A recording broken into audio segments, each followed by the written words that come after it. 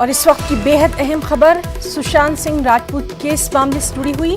सुशांत की बहन को पूछताछ के लिए ईडी ने तलब किया है। 12 बजे एजेंसी ने उनको बुलाया है। सुशांत के अकाउंट में 18 करोड़ रुपए थे, सुशांत के खानदान का दावा। और इसी सिलसिले में अब सुशांत सिंह राजपूत की बहन को भी पूछताछ के लिए एनफोर्समेंट डायरेक्टरेट ने तलब किया है। 12 बजे एजेंसी ने उनको तलब किया है।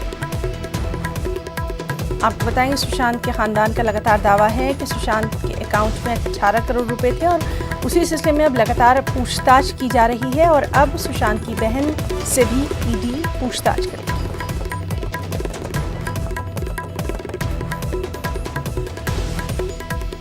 तो लगातार इस अहम मामले पर हमारी नज़र बनी हुई है और जिस तरह से तमाम जो कार्रवाइयाँ हो रही हैं उससे हम आपको वाकिफ़ करवा रहे हैं। और अब ये खबर आ रही है कि सुशांत की बहन से भी ईडी पूछताछ करेगी।